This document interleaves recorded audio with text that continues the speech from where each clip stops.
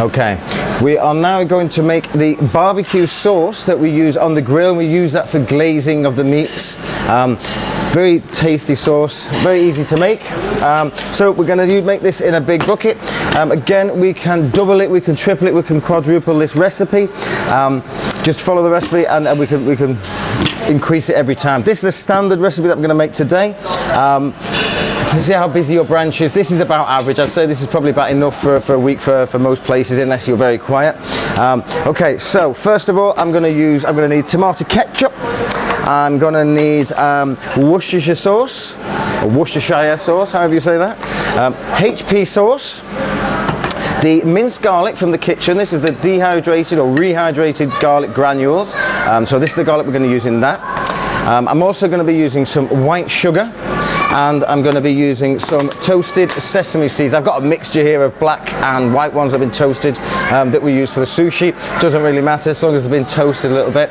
I'm also going to add to that a touch of sesame oil to bring out the flavors, and I'm going to add some of this barbecue rub that we use in the marinades for the meats, as well as, yeah, that's all I'm going to use. Okay, right, so first thing is we want to get 2 litres of tomato ketchup. The order you do these means it's less likely to stick in your jug. If you're doubling up, it's very easy because one of these bottles is 4 litres, so you just put a whole bottle in, job done. But in this case, we're just making a basic standard recipe, so we're going in 2 litres of tomato ketchup. To that, we're going to add 500 millilitres or half a litre of HP sauce.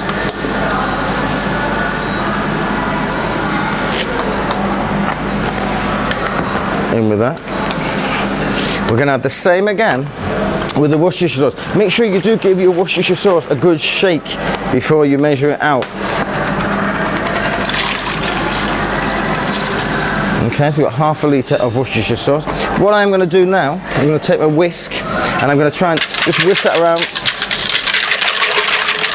Pick up those thick remainders of those sauces, and in we go. Okay.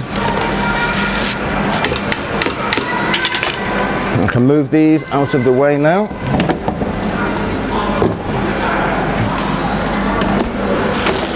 Okay, and now I'm going to take my scales, so I'm going to lift my whole box onto the scales. I'm going to tear it, and then to that I'm going to add 200 grams of the garlic.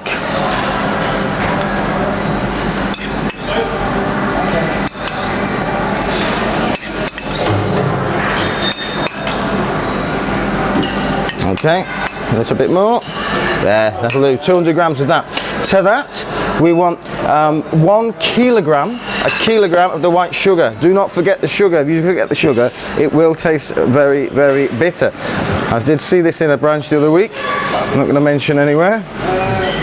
So 1 full kilo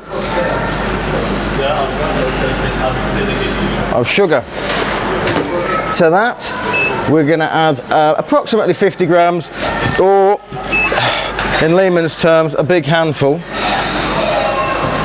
or a bigger handful of sesame seeds. Okay.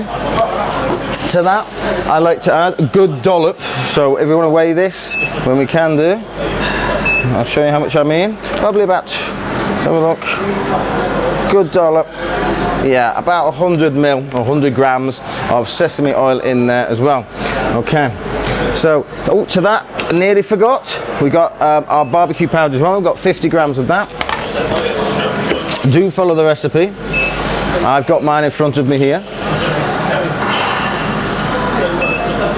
Okay, so we want 50 grams of the barbecue powder.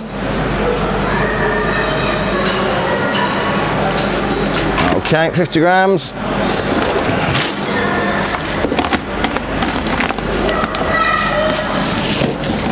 All right, now what we need to do next is mix all that. Really, really, really mix it all in. Make sure that all that sugar dissolves with that tomato ketchup and everything gets mixed up. Pay attention, especially around the corners. Beat it. The last ingredient that we're going to add in here will be the vegetable oil that we're going to add 500 ml of vegetable oil. That will make it into more of like an emulsion, but I do want to give it a good mix first and make sure that that sugar isn't stuck in the sides and it is mixing in with that tomato ketchup.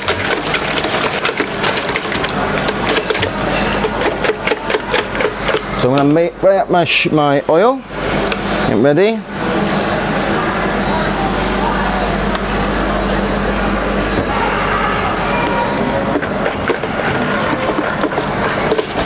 Okay, mix it well in.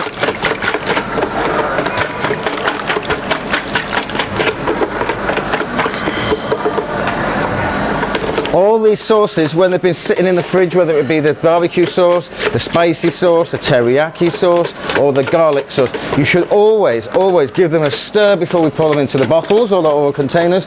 And if we're using them in the bottles on the teppanyaki, shake them before we actually use them. All right, so I'm going to go in with my oil. Again, I'm going to beat that all the way through. Make sure it's fully emulsified.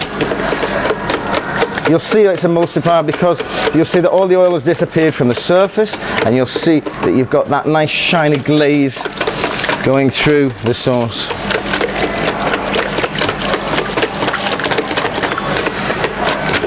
Okay, as I said, we can double this up, triple it. It will keep. This is not going to go off. This will keep. Again, this is a long-term sauce. This is going to keep at least, 2 weeks. No problem. No problem at all for this sauce. It's just an ambient sauce, just like your ketchup. It must be kept refrigerated though. It's not ambient. Once it's been mixed and opened, it's not ambient. Okay, so that's our barbecue sauce, finished and done. We put a lid on, a date label on, put it away into the fridge, ready to go. This sauce, again, it's another one of those, give it time to grow, give it time the flavors to come out. Tomorrow will taste much better than today. And yeah, very, very nice sauce. Don't forget the sugar.